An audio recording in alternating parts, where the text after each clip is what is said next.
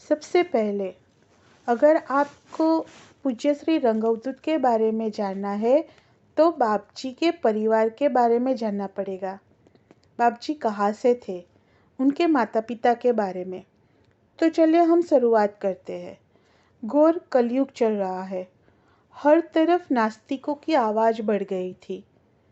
धर्म का पतन हो रहा था और भ्रष्टाचार बढ़ गया था। धर्म के नाम पर पाखंड हो रहा था। सब में से शिष्टाचार जाने लगा था और धरती की इसी हालात को देखते हुए दीनदयाला प्रभु ने धर्म की स्थापना के लिए अवतार लिया। महाराष्ट्र के रत्नागिरी शहर के संगमेश्वर में देवल गांव है। वहाँ के इष्ट देव है खड़गेश्वर महादेव और उनकी लोग श्रद्धा भाव से सेवा करते थे। वो गांव भी कैसा था? हर तरफ हरियाली से छाए हुए पहाड़ों के बीच में था। पहाड़ पे हर तरह के पेड़ पौधे थे। फल फूल सब्जी से हरियाली से पहाड़ ऐसे लग रहे थे जैसे अंगूठी में नीलम जड़ा हो। लोगों के खटपट आवाज़ से और पशु पक्षी और मधुमक्खी की गूंज से आनंद ही आनंद छाया हुआ था। रंग बेरंगी पुष्पों की कतार सुगंध से अपार आनंद दे रहे थे। निर्मल झरने बह रहे थे। जंगल के पशु बिना डरे घूम रहे थे और सांप जैसे जहरीले जानवर भी लोगों को बिना डर से घूम रहे थे। लग रहा था जैसे स्वर्ग धरती पे छा गया हो। ऐसी देवल की शोभा थी। हर वर्ण के लोग जैसे ब्राह्मण, क्षत्रिय, वैश्य, शूद्र साथ में मिलजुल कर रहते थे। वहाँ हर कोई बिना ईर्ष्या और द्वेष के और बिना लड़े झगड़े एक दूसरे के साथ रहते थे। सब लोग सत्य धर्म में रहते थे। देवल गांव में वड़ामे नामक काहड़े जाति के ऋग्वेदी ब्राह्मण परिवार रहता था। अत्रि जिनका गोत्र था और वड़ामे उपनाम। ऐसे जयराम भट्ट का नाम पूरे गांव में गूंज रहा था। जयराम भट्ट जी ज्ञानी, चतुर, दानी और दशेय ग्रंथ के जानकार थे। उनके परिवार में शिव पार्वती और गणेश जी की उपासना परंपरागत से चली आ रही थी। जयराम भट्ट जी के 4 पुत्र थे। उनमें से तीसरे पुत्र का नाम विठल पंत था।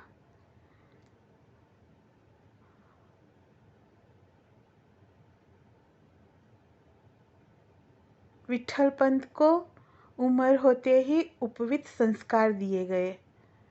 विठल अपरंपार विद्या का ग्रहण करके एक महान विद्वान बने। माता पिता के दिए गए संस्कार से और वेद शास्त्र के ग्रहण करने से वेद शास्त्रों के महान जानकार बन गए थे। जब वह और बड़े हुए तो उनकी शादी कर दी, लेकिन वो भगवान को पसंद नहीं था और गत जन्म के योग और कर्म की वजह से उनकी पत्नी का देहांत हुआ। अपनी पत्नी के देहांत के बाद हृदय में से अंकुरित हुए फलस्वरूप उन्होंने सोचा कि अगर इस जन्म में मुक्ति ना मिले तो इस जन्म का क्या फ़ायदा। कितने ही जन्म के पुण्यों के बाद हमें यह मनुष्य अवतार मिलता है, तो क्यों न मैं सच्ची साधना के साथ जन्मों जन्म के भवसागर से मुक्ति लूं। स्वयं ही ईश्वर ने मेरा घर तोड़ के मुझे मुक्ति देने के लिए मुझ पर बहुत ही बड़ा उपकार किया है। इसीलिए मुझे पंढरपुर जाके पंढरीनाथ का सहारा लेके सत्संग करना चाहिए। ऐसा सोच के वो अपने माता पिता के पास गए। उनको प्रणाम करके नम्रता से कहा, माता पिता, सच कहूँ तो मुझे इस संसार में अच्छा नहीं लग रहा। इस संसार से मुझे फरार होने का मन कर रहा है। जो आपकी आज्ञा और आशीर्वाद हो तो दयालु पंढरीनाथ के पास पंढरपुर जाना चाहता हूँ। वहाँ विठोबा के भजन करके रिझाना चाहता हूँ। मेरा देह उनको देख के मेरे जन्म को सार्थक करना चाहता हूँ। जयराम भट्ट जी ने पुत्र की इच्छा को समझ के हृदय से अपार आनंद के साथ कहा, पुत्र धन्य है तू। पुत्र को गले से लगाते हुए आशीर्वाद के साथ जाने की आज्ञा दी। माता पिता की आज्ञा और आशीर्वाद के साथ विट्ठल जैसे ही पंढरपुर आए, गदगदित होते हुए उन्होंने विठोबा के चरणों में अपना मस्तक रख दिया। विठोबा की प्रार्थना करते विट्ठल जी वहाँ रहने लगे। दिन बीत रहे थे। सुबह ब्रह्म मुहूर्त में उठ के चंद्रभागा में स्नान करके ध्यान लगा के विठोबा की सेवा पूजा करने लगे। उससे खुश होकर विठोबा एक रात उनके स्वप्न में आए और कहा, विठल, संसार में वापस जा, मुझे तुम्हारे घर आना है। विट्ठल जी जग गए। उनको समझ नहीं आया कि भगवान क्या कह रहे हैं। 3 रात तक ऐसा होने लगा, लेकिन विट्ठल जी को समझ में नहीं आ रहा था।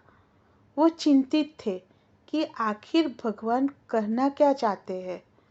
तब तीसरी रात को भगवान मुख पर मुस्कान लेके प्रकट हुए और कहा, मैं तुझे 3 दिन से कह रहा हूँ, तुझे समझ में नहीं आ रहा। यहाँ से वापस घर जा और जैसा कह रहा हूँ वैसा कर। मुझे तेरे घर पे आना है और वही मेरी मर्जी है। पाली गांव में मोंघे परिवार में काशी नामक सुशील, धार्मिक, सद्गुणी, सत चरित्रवान, साक्षात अनसुया जैसी सर्वगुण संपन्न कन्या रत्न ने जन्म लिया है। उसी से शादी करके अपने दाम्पत्य जीवन की नई शुरुआत कर। यह कहकर लक्ष्मीपति विठोबा अदृश्य हो गए। पंढरीनाथ के दर्शन करके विट्ठल देवल जाने के लिए निकल गए। विट्ठल को घर आया देख माता पिता, भाई, रिश्तेदार, गांव वाले सब खुश हो गए और सबसे मिलने के बाद विट्ठल जी ने माता पिता को सपने की सारी बात बताई। बात सुनकर जयराम भट्ट जी खुश हो गए। उन्होंने खुद पाली गांव जाकर सब कुछ जांचा और सब कुछ सच था जो सपने में बताया गया था। विट्ठल और काशी की सगाई कर दी गई और साकरपुड़ा की विधि करके घर आने के बाद शुभ दिन, शुभ मुहूर्त, शुभ योग के साथ पानी ग्रहण की विधि संपन्न हुई। शादी करके काशी ससुराल आए। रीति रिवाज के अनुसार काशी का नाम बदलकर रुक्मणी रख दिया गया। जैसे ही मंगलमय बहू के मंगलमय चरण घर में पड़े, घर मंगलमय हो गया। रुक्मणी नित्य गौरी व्रत, गाय व्रत, वटसिमंती व्रत, तुलसी जैसे व्रत करते, मंगल दिया जला के तुलसी जी की पूजा करके प्रदक्षिणा करते हुए आनंद मंगल गीत गाते। छोटी उम्र होने के बावजूद भी ज्ञान का भंडार था उनके पास। रुक्मणी गांव में छोटे बड़े सबका सम्मान करती, सास ससुर की सेवा करती, दियर जेठ की मर्यादा में रहकर सबको एक जैसा प्यार करती, कभी किसी की निंदा, चाड़ी और चुगली नहीं करती। पतिव्रता रुक्मणी पति सेवा में रत रहती। साक्षात दोनों ऋषि अत्रि अनसुया जैसे मंगलमयी दाम्पत्य जीवन के उज्जवल उदाहरण के स्वरूप इस पृथ्वी पर रहते थे। एक दिन गुजरात के गोधरा गांव के सरपोतदार सखाराम अपने मित्र जयराम भट्ट जी को मिलने के लिए देवल आए। तब उन्होंने विट्ठल को देखा और उनके हृदय में शांति मिली और उन्होंने जयराम भट्ट जी से विट्ठल और रुक्मा को मांगा। उन्होंने कहा, मेरे घर में विठोबा के मंदिर की पूजा के लिए मुझे कोई सात्विक पुजारी नहीं मिल रहा है, इसीलिए हमारे मित्रता के खातिर मुझे बिना ना कहे विट्ठल और रुक्मा दे दो। जयराम भट्ट बहुत बड़ी दुविधा में फंस गए। एक तरफ उनके प्रिय मित्र के प्रेम का खिंचाव था, तो दूसरी तरफ बेटे बहू को छोड़ने का गम था। पिता की इसी दुविधा को समझते हुए विट्ठल पंत ने कहा, पिताजी आप निश्चित रहिए, मुझे आशीर्वाद दे के जाने दो। विठोबा के पास जाकर मेरे सिर को उनके चरणों में रख के सेवा पूजा करके मैं अपने जीवन को सार्थक बनाना चाहता हूँ। मुझे ऐसा अवसर वापस नहीं मिलेगा। महाराज, आप मुझे जाने दो। जयराम भट्ट मुस्कुराते हुए सीने में पत्थर रख के दोनों को सखाराम को सौंपा और कहा, आप दोनों दूर देश जहाँ भी रहोगे, मेरा आशीर्वाद हमेशा आपके साथ रहेगा। हमारे कुल का जो धर्म है उसे हमेशा निभाना और कुल देवों की पूजा करना। ऐसे पुत्र को बार बार गले लगाने के बाद निज हैया के हाल समान अपने पुत्र को सखाराम को दिया। सबको अच्छे से मिलने के बाद सखाराम विट्ठल रुक्मा को लेकर गोधरा विठोबा के मंदिर आ गए। विट्ठल जी विठोबा के चरणों में गदगद कंठ के साथ अपना शीश नमाया और रुक्मणी के साथ प्रभु को प्रार्थना करने लगे। कहा, प्रभु, इस अनजान गुजरात में एक तू ही मेरा सहारा है। तेरे शरण में आया हूँ, मुझे संभालना। भक्त की प्रार्थना सुनते ही भगवान प्रसन्न हो गए। उन्होंने अपने सिर पर से लगे हुए फूल को रुक्मणी और विट्ठल के सिर पर गिराया। अच्छी मंगलमयी सकन हुआ और वहाँ पर जयकार हुआ।